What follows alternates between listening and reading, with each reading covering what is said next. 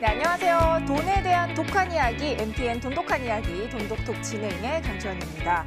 자, 재무관리, 시작도 중요하지만 어떻게 시작하느냐가 굉장히 중요한데요. 자, 나에 대한 꼭 맞는 재무관리법, 지금부터 궁금하신 분들 저희 24시간 무료 상담 열려 있습니다.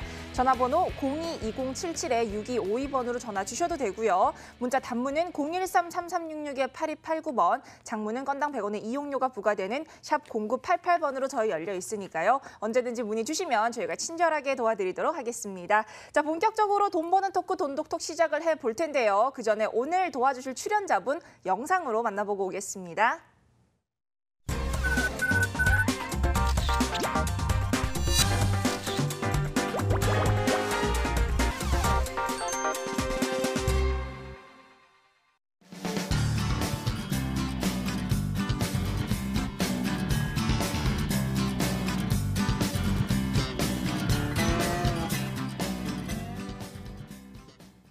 네, 오늘 돈에 대한 독한 토크 나눠주실 분이죠. 재무전문가 정욱 소장님 나와 계십니다. 네, 소장님 안녕하세요. 안녕하세요. 네, 반갑습니다. 자, 이렇게 9월의 첫째 주가 시작이 됐습니다. 좀 가을이 다가오는 모습인데요. 자, 이렇게 좀 가을을 맞이하면서 저희가 꼭 알아야 될 이슈 어떤 게 있을까요? 네, 오늘은 최근 말이 많은데요. 소득 주도 성장 정부 정책에 대해서 네. 말씀을 좀 드리겠습니다. 요새 일부 언론들을 보면 정부의 이 경제정책 비판하기에 아주 여념이 없는 것처럼 보이기도 합니다. 이 최저임금 인상으로 일자리가 감소했고 또 서민 경제가 더 어려워졌고 네.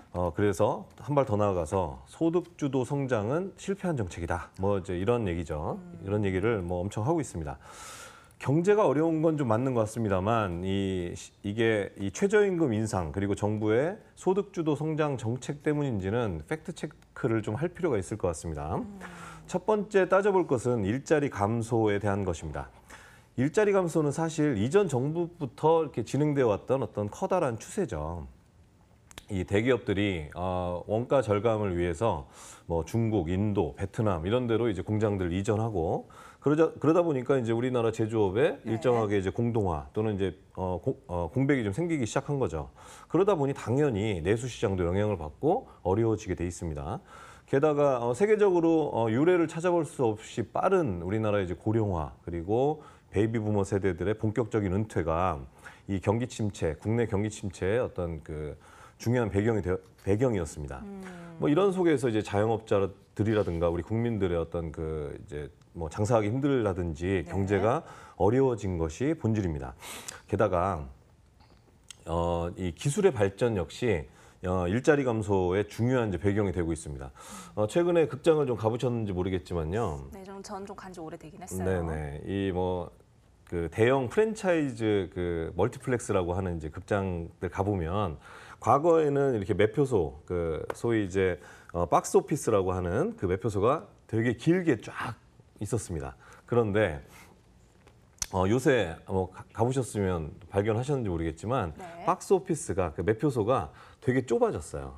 거기 이제 팔고 있는 그 직원들의 숫자가 상당히 줄었습니다. 대신에 무인 키오스크가 많이 늘어났습니다. 그만큼 어떤 이런 이제 유인 매표소를 줄이고 그 키오스크로 대체하기 때문에 일자리는 그만큼 줄어드는 거죠. 그리고 아파트에 예전에 동 앞에 하나씩 있었던 그런 이제 어떤 그 경비원 그 경비실이 자꾸 자동문 또는 이렇게 어떤 인터폰으로 좀 대체가 되고 있습니다. 네.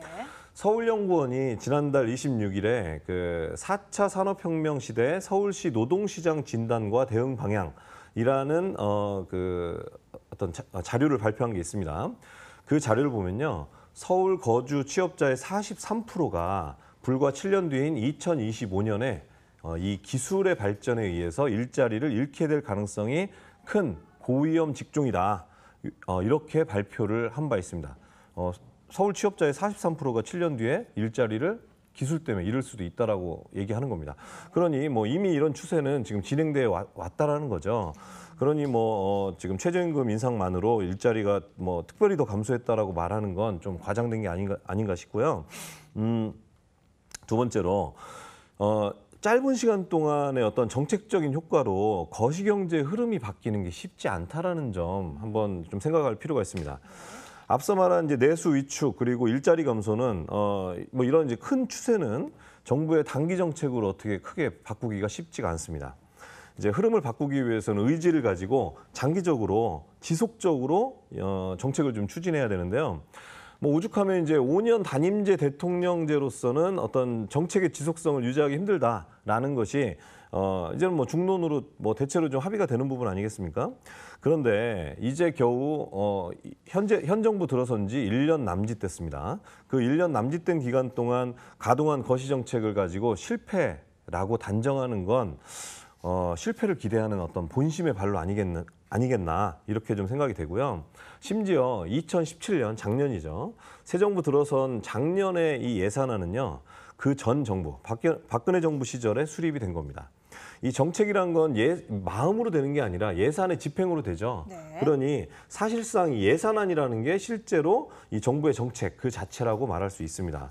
결국 2018년부터 온전히 현 정부의 어떤 그 의지가 반영된 정책이 집행이 되고 있다 이렇게 말할 수 있습니다. 네. 이제 반년이 좀 지났습니다. 그런데 현 정부의 정책 실패를 말하는 건 좀 악의적인 어떤 의도 아니냐 이렇게도 볼 수 있다라는 거죠. 뿌리 깊은 성장 우선주의 그리고 수출 중심의 대기업 중심의 어떤 경제 정책이 우리 이제 이 제도 속에 상당히 뿌리 깊게 좀 자리 잡혀 있습니다. 이러한 것들이 극심한 이제 빈부격차의 어떤 시스템을 만들고 서민 경제를 빈약하게 만들었다 이렇게 좀 볼 수 있는데요. 이러한 시스템을 근본에서 바꾸지 않는다면 이 부와 자원의 효율적인 어떤 분배 이를 통해서 내수가 활성화되는 거는 기대하기 어려울 것 같습니다. 서민들의 실질 가처분 소득이 늘어나고 그래서 소비가 살아나고 그러한 과정을 통해서 내수가 활성화되는 분수 효과가 활성화되기를 기대하겠습니다. 네, 이렇게 해서 오늘은 소득주도 성장, 이 정부 정책에 대한 이슈에 대해서 좀 얘기를 나눠봤습니다. 자, 저희 본격적으로 독한 토크 시작을 해볼 텐데요. 자, 오늘의 주제는 무엇일지 화면으로 만나보고 오겠습니다.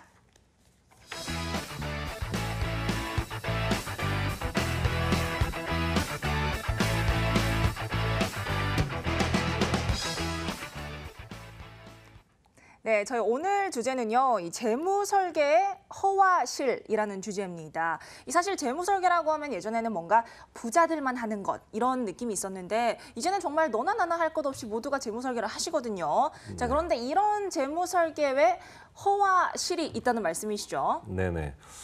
뭐 최근에 이제 앵커님 말씀하신 대로 재무설계는 아주 보편적인 어떤 네. 금융 서비스, 돈과 관련된 어떤 서비스처럼 이제 보여집니다. 그런데 뭐 제가 앞서서도 뭐 이제 금융의 이제 허점들, 거짓말들 많이 말씀드렸지만 네. 이 재무설계도 사실 제대로 좀 아셔야 될 필요가 있어서 제가 오늘 이것을 주제로 좀 가지고 나왔습니다. 네, 그럼 과연 어떤 허와실이 있을지 저희 우선 키워드로 먼저 확인을 하고 오겠습니다. 자, 첫 번째 키워드는요. 단기, 중기, 장기로 사라지나라는 키워드가 있네요. 자, 이게 사실 저희가 뭐 투자를 하던 저축을 하던 뭐 단기, 중기, 장기 이렇게 목표별로 이렇게 좀 확인을 해라라는 얘기가 있는데 이렇게는 힘들다라는 얘기일까요? 네, 뭐 재무설계를 하면 어떤 자금 계획 또는 어떤 투자 계획을 단기, 중기, 장기로 나눠서 해야 된다. 이런 얘기가 마치 되게 어떤 뭐 그냥 교본처럼 이렇게 얘기가 좀 됩니다. 근데 사실 계획이야 네. 단기, 중기, 장기로 나눌 수 있겠죠. 뭐 그렇죠. 예, 그런데 인생이 어디 그렇게 사라집니까? 잘 안 되죠. 뭐 예. 계획대로만 사라지면 얼마나 좋겠어요. 그쵸, 예. 뒤에서 또 말씀드리겠지만 이게 또 계속해서 관리도 좀 필요하고 뭐 상황이 바뀌면 그에 따라서 뭐 변화도 주고 해야 되지만 네. 아무튼 단기, 중기, 장기로 이렇게 도식적으로 A4 용지에 그림을 그리듯이 인생이 사라지지 않습니다. 그럼요. 근데 이제 더 나아가서 문제는 이제 단기, 중기, 장기에 맞게끔 그러면 이제 상품을 좀 배치를 한단 말이에요. 근데 이 상품을 배치를 하는데 사실 요새 같은 시절에 은행의 예적금만 가지고는 할 수 있는 게 없죠. 없죠. 실질적으로는 네. 예적금 하면 계속 돈의 가치는 더 마이너스가 되는 이제 그런 시대에 와 있기 때문에 투자 상품들을 적절히 배치를 해야 됩니다. 뭐 단기에는 일부를 은행 예적금을 뭐 쓸 수 있습니다만 기본적으로 투자 상품들 가지고 이제 배치를 해야 되는데 네. 이 단기, 중기, 장기를 물론 이제 뭐 경우에 따라서 이게 뭐 1년으로 단기를 1년, 뭐 중기를 3년에서 5년, 뭐 5년 이상을 뭐 장기 이렇게 나누기도 하고 그 기간은 뭐 제각각 얘기를 하는데요. 네. 아무튼 이 투자 상품들을 도식적으로 단기, 중기, 장기로 배치를 했다 하더라도 결국에 그러면 투자 성과가 좋게 마무리가 져야 그 기간에 맞는 어떤 목적 자금을 쓸 거 아닙니까? 그럼요. 근데 그게 뜻대로 되느냐는 거예요. 쉽진 않겠죠. 예, 쉽지 않을 뿐더러 대부분의 이 개인 투자자들, 제가 이전 방송에서도 계속 얘기했지만 수익률을 사실은 내기보다는 손실을 입는 게 일반적입니다. 그리고 재무 설계를 해주신다는 분들, 뭐 뒤에서 다시 나옵니다만 관리가 사실 설계까지만 되고 관리가 사실상 많이 이렇게 이어지는 경우가 많이 보이진 않아요.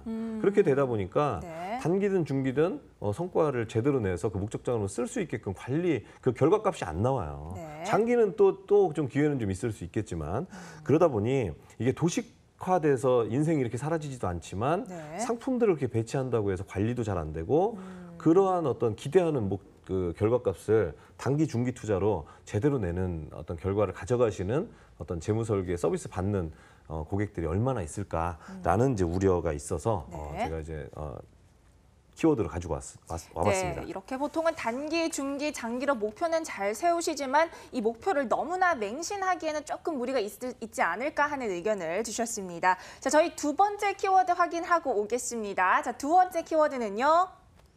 CMA는 TBU. 자, 제가 CMA는 뭔지 알겠어요. 네. 자, 그런데 TBU는 처음 들어보는 것 같은데 뭐 새로 나온 금융상품인가요? 네, CMA는 뭐 시청자 여러분들 다 예상하듯이 네. 그 증권사에 있는 CMA. 예, CMA 그 통장, 네. 뭐 CMA를 얘기하는 거고요. TBU는 영어 이제 표현인데요. 네. 우리나라도 요새 이제 한글을 이렇게 줄여서 표현 많이 하잖아요. 네, 뭐 머니투데이를 머투, 뭐 그렇죠. 고속터미널을 고터. 고터 뭐 이렇게 줄여서 얘기하듯이 이게 뭐 전 세계적 트렌드인 것 같아요. 그래서, 요새 영어도 예. 이렇게 많이 줄이더라고요. 예. 네. 그 현지에서 이렇게 많이 줄입니다. 그래서 뭐 미국인들이 이렇게 표현합니다. TBU는 true but useless. 그러니까 사실이야. 네. 하지만 뭐 쓸모없는 얘기야. 이런 자, 얘기입니다. CMA는 사실이지만 쓸모가 없다? 이런 예. 뜻일까요? 이게 무슨 얘기냐면 재무 설계할 때 앞서서 얘기했듯이 단기, 중기, 장기로 이렇게 도식적으로 나누면서 네. 단기에 CMA로 단기 자금을 관리해라. 근데 이런 얘기들을 많이 해요. 하시죠. 예. 네. 근데 뭐 지금 우리 이 머니투데이 방송의 시청자 분들은 CMA 계좌 아마 다 갖고 계실 거예요. 왜냐하면 투자에 그래도 좀 익숙하신 분들이니까. 그럼요. 그런데 투자에 익숙하신 분들이 여전히 우리나라 국민들 중에 그래도 소수입니다. 많은 분들이 증권사의 CMA 통장은 한번 개설해보지도 않은 분들이 훨씬 더 많아요. 그런데 네. 재무설계를 받으면 CMA 통장을 개설하라 거예요. 그렇죠. 왜? 은행의 자유입출금 통장은 뭐 이거는 진짜 뭐 일정 기간 돈을 이제 통장의 잔액을 일정하게 좀 유지하지 않으면 이자도 안 주고, 예, 그리고 뭐 그렇게 넣다 뺐다 하면 이자도 이제 적다 이거죠. 근데 그렇죠. CMA는 하루만 보관해도 그 정해진 이자를 준다. 이 차이 때문에 CMA를 하라고 하는데, 네. 근데 이제 대부분 우리 서민 가정에 이 통장의 잔고가 얼마나 이 평잔이라는 것이 얼마나 되느냐는 거예요. 월급 들어오면 카드빚 정리하고 그렇죠. 뭐 저축하고 뭐 생활비 쓰고 하면 사실 이렇게 대기 자금으로 이 평잔이 아주 큰 돈이 항상 이렇게 남아 있는 경우가 별로 없어요. 네, 그렇죠. 이렇게 월급이 들어오면 잠깐 머물렀다가 카드값으로 나가는. 그렇죠. 그렇죠. 예. 그러니 평잔이 좀 많아서 액수가 좀 많을 때나 은행 입출금 통장보다 CMA가 이자 이득이 좀 있겠지. 있지 않겠습니까? 뭐 그렇죠. 조금은 있겠죠. 예. 근데 평잔도 얼마 안 되는데 CMA 뭐 그거 갖고 있어봐야 별 차이가 없습니다. 근데 오히려 내가 인터넷 뱅킹 주거래은행에서 인터넷 뱅킹 해서 그 안에 가서 통장들 이렇게 쭉 보면서 관리하는 게 쉽지. 다른 통장들은 다 은행에 있는데 CMA 요거 하나만 딸랑 다른 증권사에 있으니 인터넷 뱅킹 로그인 따로 해야 되고 이게 관리 되겠습니까? 잘 안 되죠. 예, 그러다가 뭐 막말로 이제 증권사에 무슨 일이 있어서 뭐 볼 일이 있어서 한번 증권사 방문이라도 해야 되면 지하철 패스값만 해도 그 이자로 얻은 이익보다 훨씬 더 많아질 수도 있다는 겁니다. 그러니 네. CMA가 조금 더 이룰 수 있다라는 건 true. But 실제로 우리 이 일반 국민들의 어떤 그 통장의 사정을 봤을 때 CMA가 그렇게 별 대단한 이득을 주기는 어렵다라는 얘기를 드리는 겁니다. 네, 뭐 증권사의 CMA 통장이 갖고 있다고 무조건 어마어마한 투자 수익률을 내기는 좀 힘들다라는 말씀을 해주셨습니다. 자, 저희 세 번째 키워드도 화면으로 좀 확인을 하고 오겠습니다. 세 번째 키워드는요.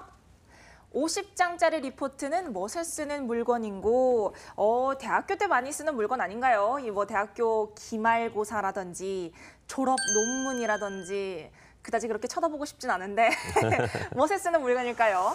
자, 여기서 얘기하는 리포트는요, 네. 재무 설계를 하면 우리 이제 재무 설계사라고 하는 분들이 이제 서비스를 받고 있는 고객에게 주는 그 리포트를 얘기하는 거죠. 재무 설계 리포트. 재무 설계 리포트. 예. 이게 뭐 재무 설계 좀 신경 써서 하신다는 어떤 그 재무 설계사라고 하는 분들이 네. 리포트를 뭐 50페이지. 제가 심지어는 100페이지짜리 뭐 어떤 그런 걸 제공한다는 프로그램 얘기도 들었는데 네. 그냥 100페이지라는 말만으로도 그냥 질려버리더라고요. 숨이 막히네요. 예.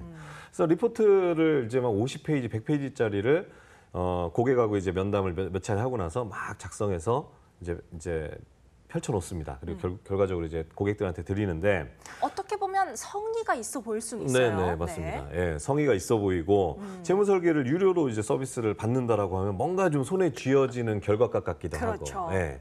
그러니까 이제 이렇게 뭐 만들어서 드리는데 그 이제 내용을 이제 펼쳐보면 되게 좀 전문적으로 보이기도 하고 편집도 잘 돼 있고 하니까 되게 있어 보입니다. 그리고 설명하는데 되게 어렵고 우리 기업에서 쓰는 재무제표와 유사한데 뭐 다소 다릅니다만 네. 유사한 어떤 그 개인 자산관리 재무설계 재무제표들이 있어요. 그 재무제표까지 쫙 정리가 막 돼 있고 뭐 어려운 이제 그 표와 도식과 이런 것들이 잔뜩 들어 있습니다. 네.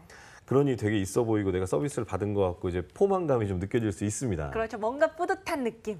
네네. 근데 제 생각에는 재무 설계는 사실 이 50페이지, 100페이지짜리 리포트를 만들기 위해서 이 어떤 예를 들면 신혼부부가 재무 설계를 받는다라고 하면 이분들이 실제로 밤새 고민을 해가면서 이 리포트의 내용들을 만들었을까요? 네. 그러진 않을 거예요. 상담 받으면서 몇 시간 이렇게 뭐 얘기를 하고 그때 고민한 건 있습니다만 네. 그렇게 알차게 고민이 될지는 잘 모르겠어요. 근데 재무 설계사가 이 수십 장짜리 리포트를 만들기 위해서 뭐 야근하고 밤새고 있는 거죠.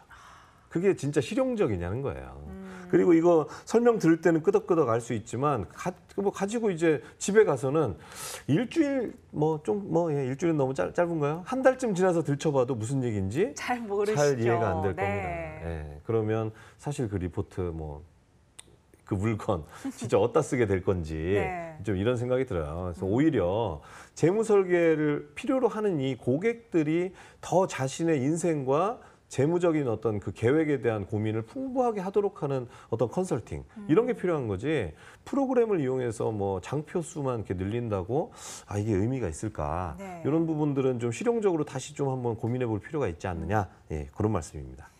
네, 쪽수만 많은 재무 설계 리포트 과연 실용적인지 다시 한번 생각을 해보셔도 좋을 것 같습니다. 자, 다음 키워드 저희가 확인하고 오겠습니다. 다음 키워드는요. 결국 보험 세일즈의 방편? 어떤 얘기일까요? 재무 설계 얘기를 하다가 갑자기 보험 설계 얘기가 나왔어요. 네네. 어떤 얘기일까요? 이게 이제 뭐 모든 재무 설계사 또는 모든 재무 설계가 다 그렇다는 얘기는 아닙니다. 네. 그런데 이 재무 설계라는 어떤 이 도구가 툴이 결국엔 세일즈를 위한 어떤 방편 도구로서 쓰이는 경우가 사실은 뭐 적지 않게 많이 눈에 띄기 때문에 네. 제가 이제 그 말씀을 드리려고 하는데 최근에는 약간 트렌드가 바뀌긴 했습니다만 이제 과거에 통장 쪼개기라는 얘기를 많이 했었어요. 근데 그거를 네. 목적 자금별로 통장을 쪼갭니다. 그러니까 뭐 예를 들면 해외여행 통장, 뭐 우리 아이 뭐 교육 자금 통장. 우리 노후 자금 통장. 그렇죠. 그래서 뭐 통장이 많으면 좋다 뭐 이런 얘기도 있었고요. 뭐 이제 뭐 그런 얘기들 많이 했었는데 가만 생각해 보면 이런 거예요. 해외여행 통장은 뭐냐면 어떤 펀드 또는 우리 아이 교육 통장은 어린이 교육 보험. 그리고 네. 우리 부부의 노후자금 통장은 뭐 연금보험.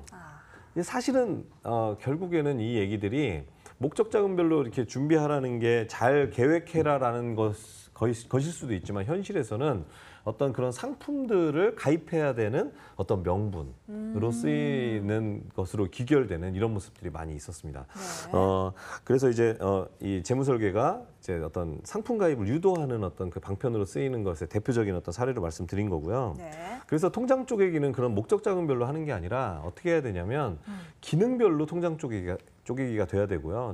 저희 연구소에서는 목적별이 아니고 기능별로. 그렇죠. 예. 네. 저희 연구소에서는 그걸 이제 통장 비법이라는 형태로 이렇게 이제 개념을 이제 고객들한테 잡아드리는데, 이런 게 있네요. 예, 뭐 수입 통장, 지출 통장, 자산 통장 이 세 가지를 주된 어떤 그 핵심 세 가지의 통장으로 이제 분리를 하고, 네. 이 수입 통장은 급여가 들어오는 통장, 그리고 지출 통장은 써서 없어지는 그 소비 지출되는 항목들이 흘러서 지출이 되도록 하는 통장, 그리고 자산 통장은 미래 행복을 위해서 저축 투자가 되는 통장이 될 수 있도록 이런 이제 관계를 형성하도록 하는 이제 방식으로 네. 좀 재무 설계를 하고 그 통장을 쪼개는 게 맞다는 거죠. 네. 뭐 이렇게 뭐 이건 뭐 어딜 봐도 어떤 상품을 가입하도록 쪼개는 뭐 이런 그런 건 형태는 아닌 것 아닌 같아요. 거죠. 예. 네.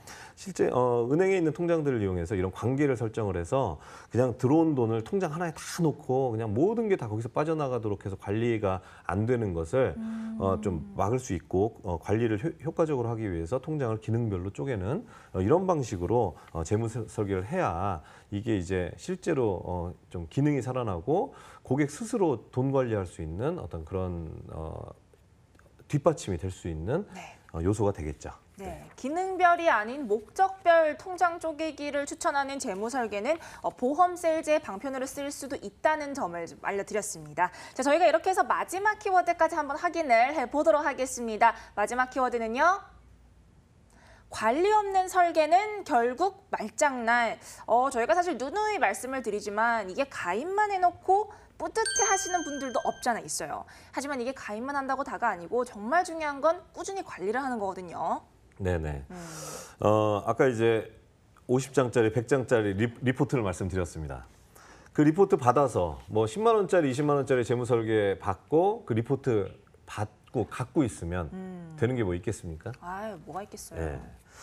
자, 이게 재무 설계를 하면 이제 우리가 이것도 이제 일종의 설계인 거죠. 지금 화면에 나오는 것처럼 삼각형 또는 사람의 인생에 따라서 이분의 돈 관리는 이렇게 삼각형으로 설계하고 이분은 뭐 사각형으로 설계하고 오각형으로 설계하고 여러 가지 형태로 뭐 이쪽이 더 삐져나오게 뭐 설계할 수도 있고 다양하게 그렇죠. 설계할 수 있습니다. 이게 당연히 개개인의 상황마다 다르기 때문에 그렇죠. 당연히 다른 설계가 나올 수밖에 없겠죠. 예.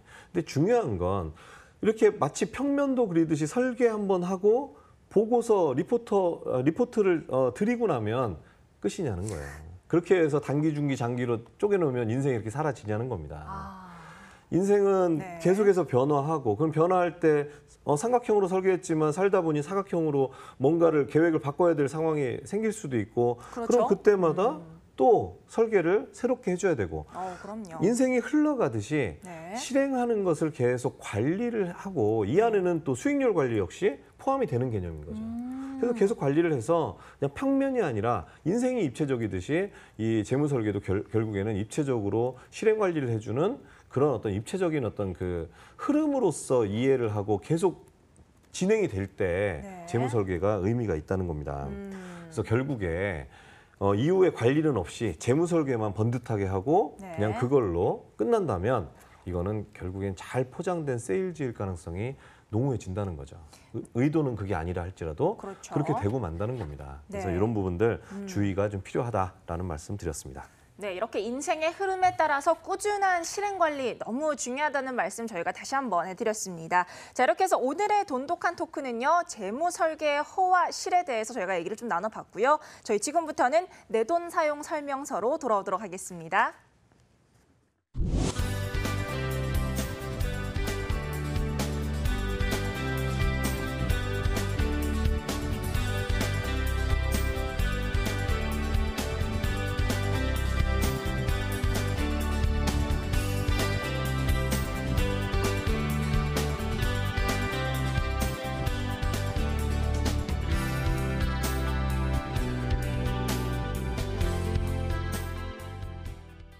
정욱의 돈독한 이야기를 더 돈독하게 만나는 방법. 스텝 1. 모바일을 통한 참여 방법. 유튜브, 페이스북, MTN 머니투데이 모바일 앱에 머니투데이 방송을 검색해주세요.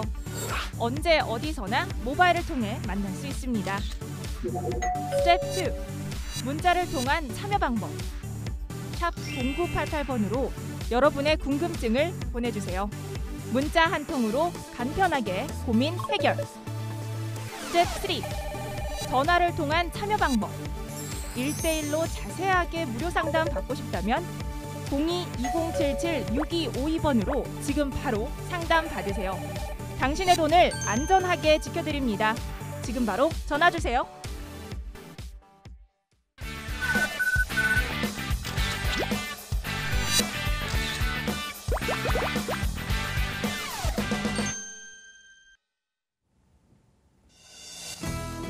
당신을 성공시켜야 성공하는 남자 정욱입니다.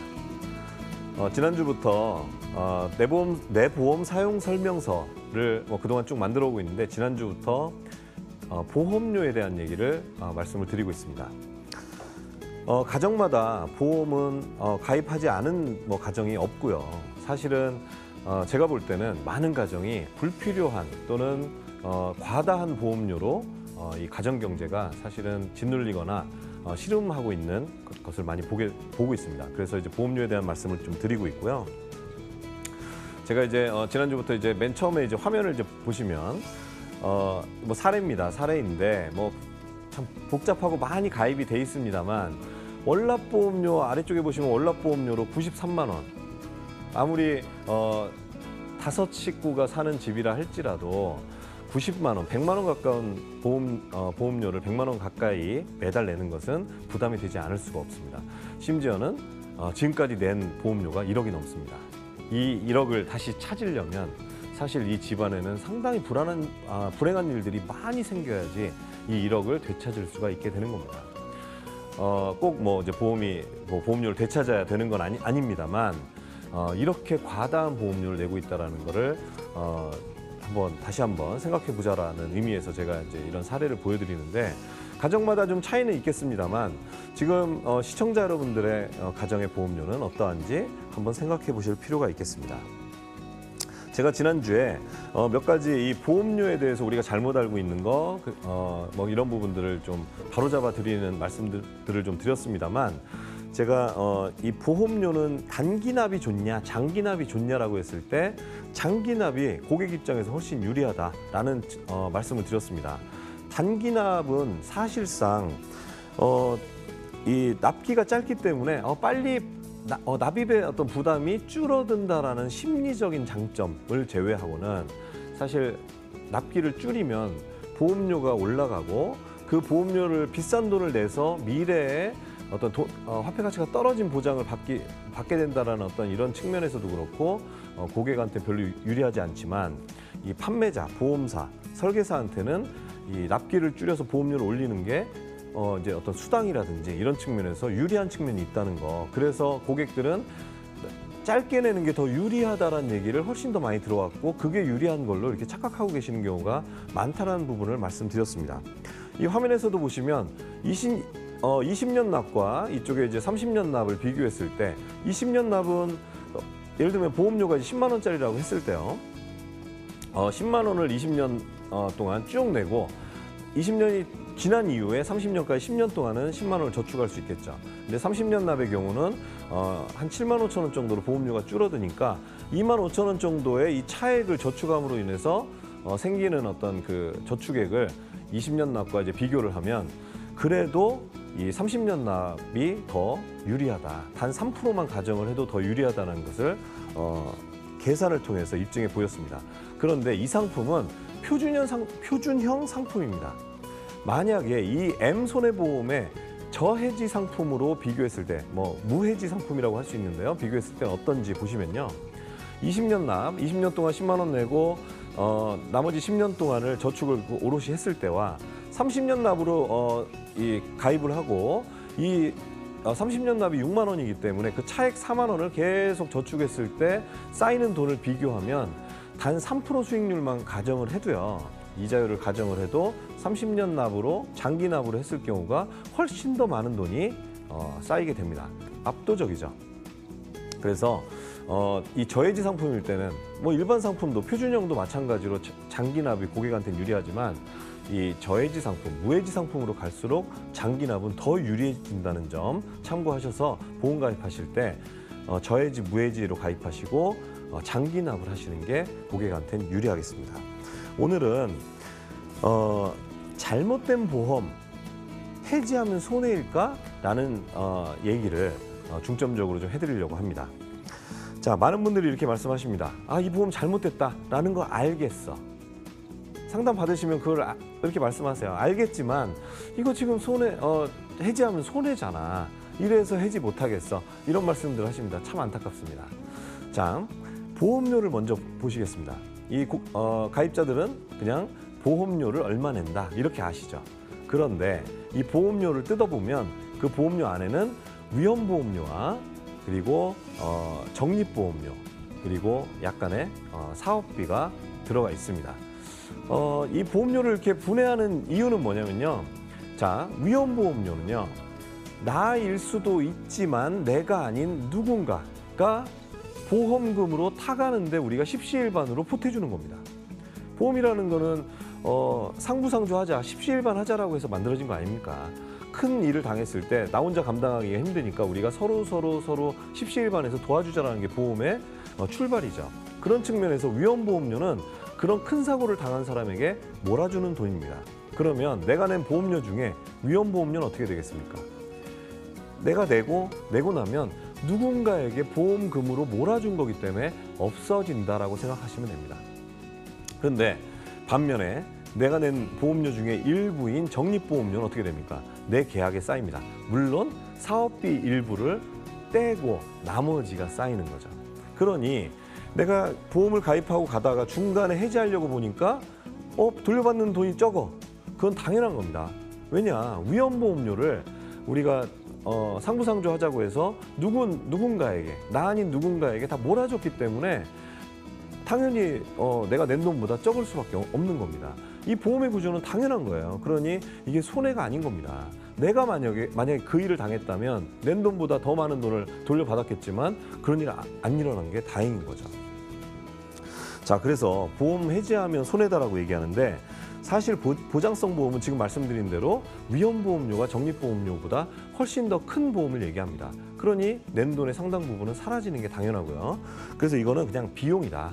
보장성 보험은 비용이다 이렇게 보시는 게 맞겠고, 해지해서 내가 손해가 되는 게 아니라 사실은 해지 안 했어도 지금 내 이 보험 계약 안의 상황을 보면 이미 좀 손해가 나 있는 상태라는 거예요. 이게 자연스러운 거고요. 그러니 해지하는 행위 때문에 손해가 나는 게 아니다.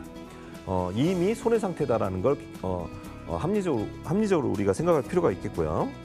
이 고객들이 또 그런 게 있습니다. 이 보험 내가 결정해서 결국엔 가입했으니까 이게 아무리 잘못된 보험이라 할지라도 내 결정을 번복하는데 심리적 저항이 있습니다. 이게 이제 심리학적으로 다 입증이 된 사실입니다.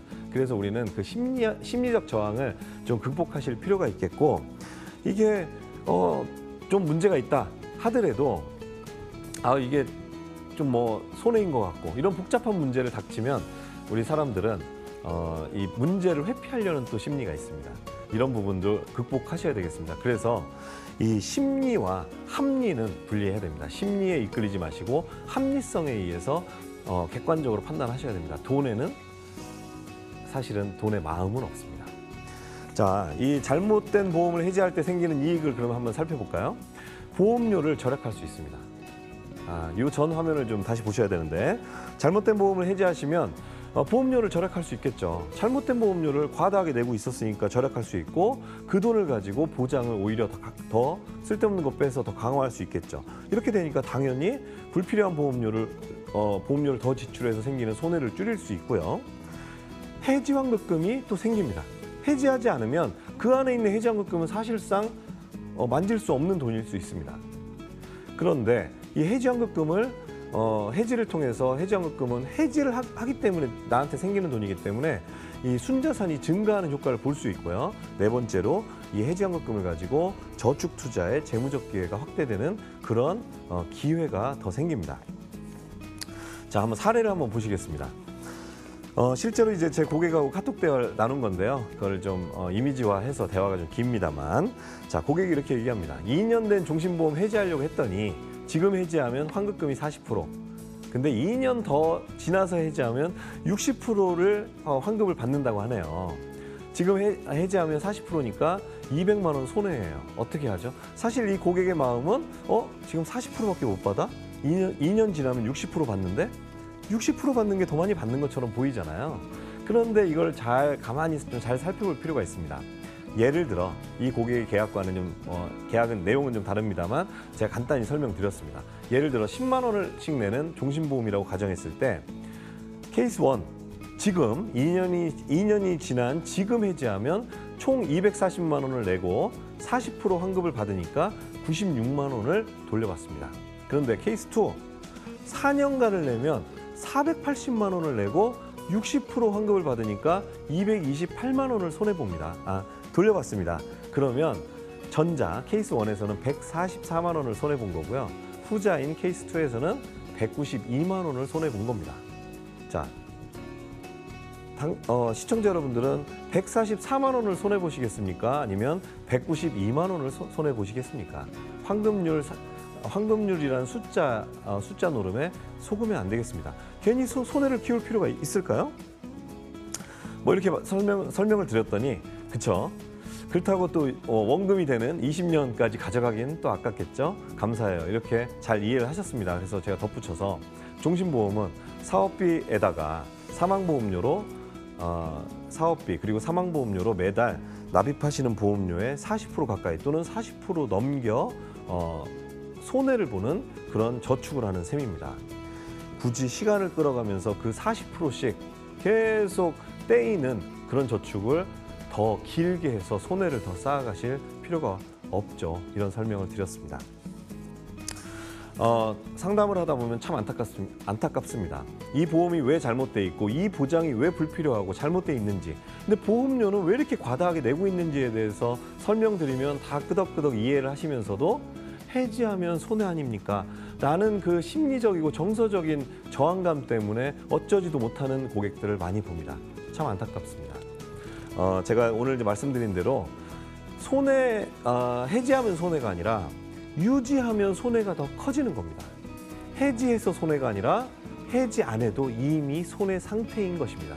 그래서 잘못된 보험이라면 과감하게 답이 해지를 해야지만 나온다면 과감하게 해지하는 것이 여러분 가정에 더 도움이 된다는 것 명심하시기 바랍니다.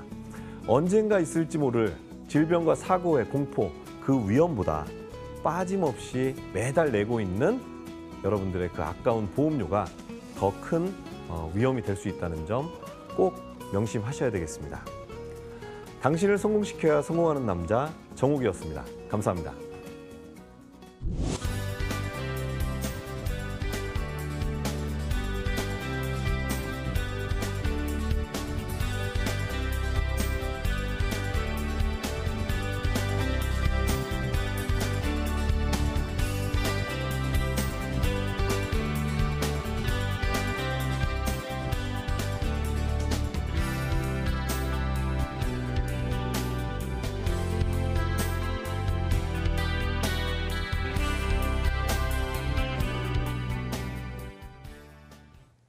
정욱의 돈에 대한 독한 이야기, 돈독한 이야기 함께하고 계십니다. 자, 저희 24시간 무료 상담 열어놓고 있는 거 아시죠? 전화번호 02-2077-6252번으로 전화 주셔도 되고요. 문자 단문 013-3366-8289번 혹은 장문은 샵 0988번으로 열려 있으니까 고민 있으신 분들, 상담하고 싶으신 분들 저희한테 연락 주시면 저희가 친절하게 도와드리도록 하겠습니다.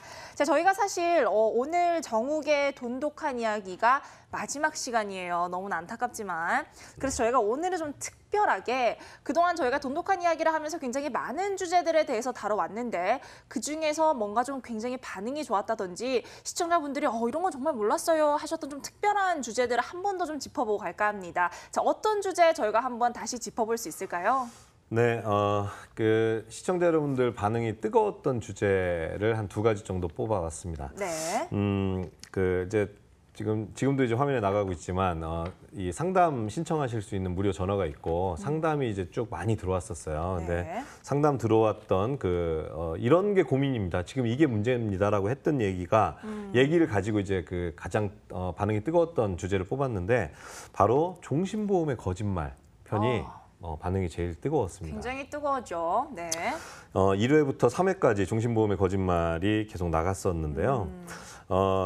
이 종신보험 아마 경제방송이나 뭐 방송 어디에서도 종신보험의 이 사업비에 관련된 문제라든지 이게 어떻게 우리 가정을 사실은 갉아먹고 있는지에 대한 얘기를 이렇게 자세히 분해해서 말씀드린 방송은 없었던 것 같아요. 그렇죠. 잘 다뤄지지는 않는 주제였기는 해요. 네네. 근데 이제 가정마다 워낙 이제 종신보험을 많이 가입을 하고 계시고 이 종신보험료가 다른 보험에 비해서 상당히 비싸거든요. 네. 거기다 심지어 최근에는 보험사가 뭐 IFRS 뭐 17 이런 거 도입 때문에 저축성 보험 안 팔고 종신보험 판매 막 몰입을 하고 네. 그러다 보니까 설계사도 수당 따라서 이제 종신보험 판매에 집중하다 보니까 종신보험을 마치 저축인 것처럼 뭐 의도 뭐 어떤 의도인지 모르겠습니다만 결과적으로는 우리 이제 가입자들에게는 상당히 손해를 보는 네. 이런 어떤 저축 행위를 어떤 그런 판매를 하는 게 아주 그냥 뭐 보편화되고 있는 이런 상황이다 보니까 그런 이제 상담 사례가 좀 많았던 것 같습니다. 네. 이제 1회부터 3회까지 나갔으니까 뭐 이 머니투데이 방송 이 홈페이지에서 다시 정욱의 돈독한 이야기 찾으셔도 되고 네. 유튜브에서 정욱의 돈독한 이야기 검색해도 다시 보실 수 있습니다. 자세한 말씀 드릴 수는 없습니다만 짧게 좀 짚고 넘어가면요. 네. 이 종신보험의 거짓말에서 첫 번째 이제 키워드로 이제 주되게 이제 다뤘던 것이 도대체 종신보험 사업비가 얼마냐.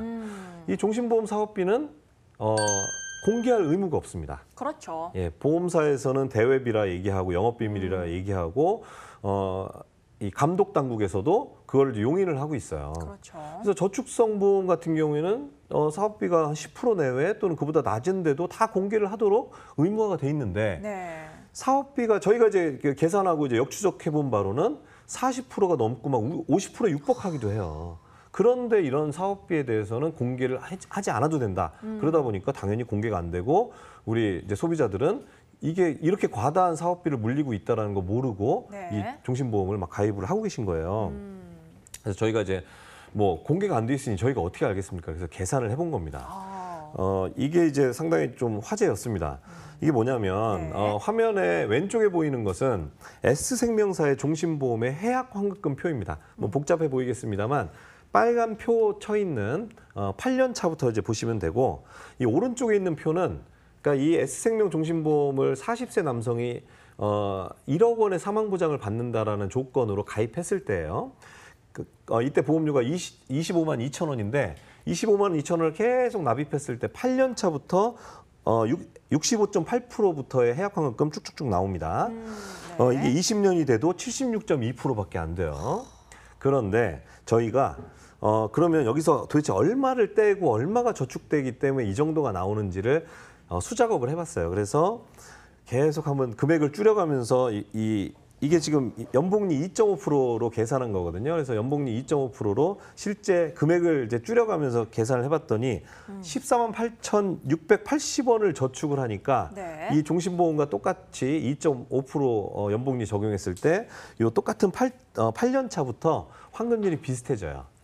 예, 7년 차까지 거론하지 않은 것은 요 7년 차까지는 일종의 조기 해지 페널티 같은 해지 공제가 있기 때문에 그거 이제 계산 안 한 거고 네. 8년 차부터 계산해서 비슷한 환급률이 나오는 걸로 계산했더니 고객은 25만 2천 원 냈는데 실제로는 14만 8,680원을 저축한 것과 비슷한 효과더라는 거예요. 보험료의 59%에 해당하는. 네네. 네. 그러니까 뭐 한 40% 정도를 사업비 그리고 이제 위험보험료로 이제 떼고 있었다는 거죠. 그래서 저희가 좀 정리를 해봤더니 네.